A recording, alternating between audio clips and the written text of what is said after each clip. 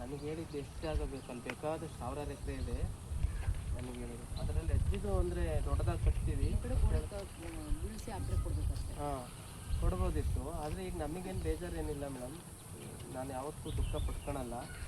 ಯಾಕಂದರೆ ನಾನು ಸಾಲುಮರದ ತಿಮ್ಮಕ್ಕ ಅವ್ರ ಮಗ. ನಾನು ಎಷ್ಟು ಸರಳವಾಗಿ ಬದುಕಬೇಕು ಅನ್ನೋದನ್ನು ನನಗೆ ಹೇಳ್ಕೊಟ್ಟಿದ್ದಾರೆ ತಾಯಿ.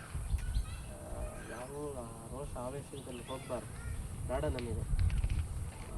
ಆದರೆ ಅಜ್ಜಿಯ ಸಾಧನೆಗೆ ಈ ಥರ ಮಾಡಬಾರ್ದಿತ್ತು. ನನಗೆ ಈಗಲೇ ಗೊತ್ತಾಗಿತ್ತು ನೀವು ಹೇಳಿದಾಗ. ಏನಂದರೆ ಅವ್ರು ನಿಮಗೆ ಹೇಳಿದರೆ ಸಮಾಧಿ ಮಾಡ್ತೀವಿ, ಒಂದು ಗಿಡ ನಡ್ತೀವಿ, ಏನು ಕಟ್ಟಲ್ಲ ಅಂತ. ಅದು ಭಾಳ ನನಗೆ ಮನಸ್ಸಿಗೆ ನೋವಾಗಿದೆ. ಇವತ್ತು ಕಟ್ತಾರೆ ನಾಳೆ ಕಟ್ತಾರೆ ಅಂತ ಕಾಯ್ಕೊಂಡು ಕೂತೀನಿ ನಾನು. ಇಷ್ಟರೊಳಗೆ ನಾನು ಅವತ್ತೇ ಬಂದೆ, ಆ ಟೆಂಪ್ರವರಿ ಸಮಾಧಿ ಮಾಡಿಸ್ಕೊಂಡು ರೆಡಿ ಮಾಡ್ಕೊಂಡು ನಾನು ಬಂದೆ. ಇಲ್ಲ ಸರ್ಕಾರದ ಅನುಮತಿಯಿಂದ ಮಾಡೋಕ್ಕಾಗಲ್ಲ, ಇರಿ ನೀವು, ಆಮೇಲೆ ಅವ್ರೇನು ನಿರ್ಧಾರ ತೊಗೊಳ್ತಾರೆ ಅಂತ. ನಾನು ಅವ್ರು ಕಟ್ತಾರೆ ಅಂತ ಕೆಲಸ ಮಾಡಿಸಿದ್ದನ್ನು ನಿಲ್ಲಿಸಿದೆ. ಯಾಕೆಂದರೆ ಎಮರ್ಜೆನ್ಸಿಗೆ ಅಜ್ಜಿ ನೆನೆಬಾರ್ದು ಅಂತ ರೆಡಿ ಮಾಡಿದೆ. ಆಮೇಲೆ ಈಗೇನು ನೀವು ನಮಗೆ ಮಾಹಿತಿ ಕೊಟ್ಟಿದ್ದೀರಾ, ಇಲ್ಲೇನು ಕಟ್ಟಂಗಿಲ್ಲ, ಅದೇನು ಸಮಾಧಿ ಮಾಡಿದರೆ ಅಷ್ಟೇ ನಿಮ್ಮದು ಜಾಗ, ನಮ್ಮದಲ್ಲ ನಿಮ್ಮದು ಸರ್ಕಾರದ್ದು ಅಂತ. ಹಾಗಾಗಿ ಸರ್ಕಾರ ಈ ಥರ ಮಾಡಬಾರ್ದಿತ್ತು. ಗೊತ್ತಿಲ್ಲ ಏನಕ್ಕೆ ಹಿಂಗೆ ಆಗಿದೆ ಅಂತ.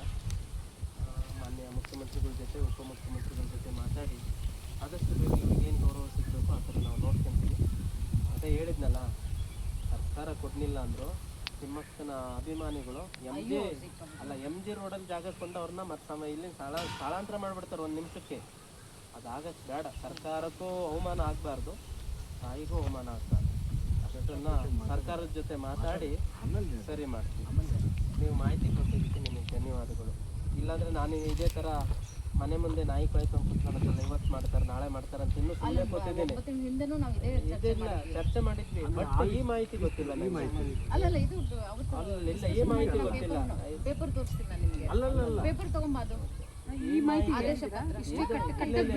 ಗೊತ್ತಿಲ್ಲ. ನಾವು ಕೇಳಿದ್ವಿ ಇವ್ರು ನನಗೆ ಏನು ಹೇಳಿದ್ರು, ಇಲ್ಲ ಹಂಗಲ್ಲ ಇವ್ರೇನು ಹೇಳಿದ್ರು, ಅಜ್ಜಿಗೆ 3 ಎಕರೆ 2 ಎಕರೆ ಕೇಳಿದ್ರು.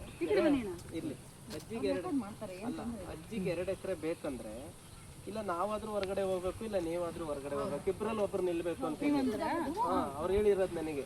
ಅದಕ್ಕೆ